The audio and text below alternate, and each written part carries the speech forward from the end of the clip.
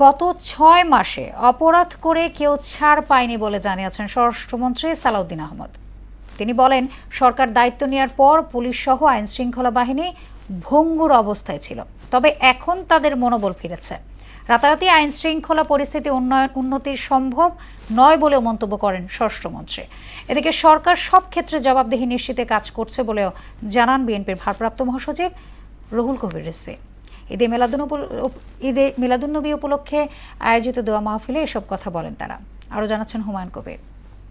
আজকের অনুষ্ঠানের পবিত্র ঈদে মিলাদুন্নবী উপলক্ষে নয়াপল্টনে দোয়া ও আলোচনা সভার আয়োজন করে বিএনপি। এতে অংশ নেন দলটির কেন্দ্রীয় ও অঙ্গ সংগঠনের নেতাকর্মীরা। এতে স্বরাষ্ট্রমন্ত্রী সালাউদ্দিন আহমদ বলেন, রাসূলের আদর্শ অনুসরণ করে রাষ্ট্রীয় জীবনে শান্তি প্রতিষ্ঠা করা হবে। রাসূলুল্লাহ সাল্লাল্লাহু আলাইহি ওয়াসাল্লামের জীবন আদর্শ অনুসরণ করে রাষ্ট্র পরিচালনা করাই হচ্ছে আমাদের মহান ব্রত।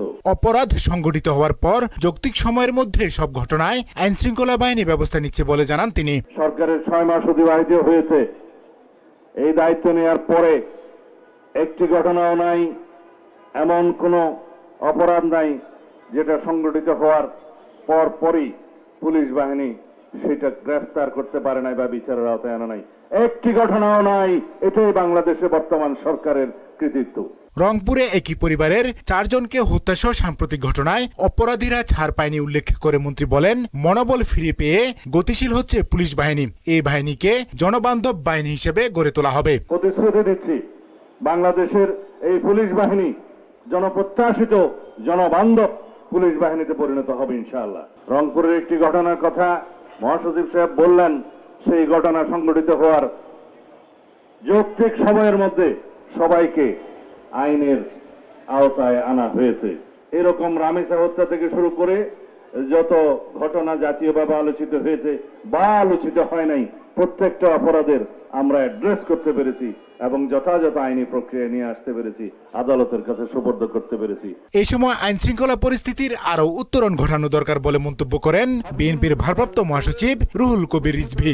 আপনার নেতৃত্বে বাংলাদেশের সকল অপরাধীরা তারা আইনের আওতায় আসবে, তাদের বিচার হবে, এটা জনগণ চায়। আপনার হাত দিয়ে এই দেশে একটি শান্তিময় পরিবেশ তৈরি করবে, দুষ্টের দমন শিষ্টের পালন নিশ্চিত হবে। মানুষ শুধু খেয়ে পড়ে শান্তিতে বসবাস করতে চায়। তো এই গুরু দায়িত্ব আপনার হাতে, আপনি সেটা করবেন এটাই আশা রাখে। জনগণের ভোটে নির্বাচিত সরকার সব ক্ষেত্রে মানুষের অধিকার প্রতিষ্ঠা কাজ করছে বলেও জানান তিনি। যে অপরাধ করবে সে আইনের আওতায় আসবে, তার বিচার হবে। হুমায়ুন কবির, মোহনা সংবাদ, ঢাকা।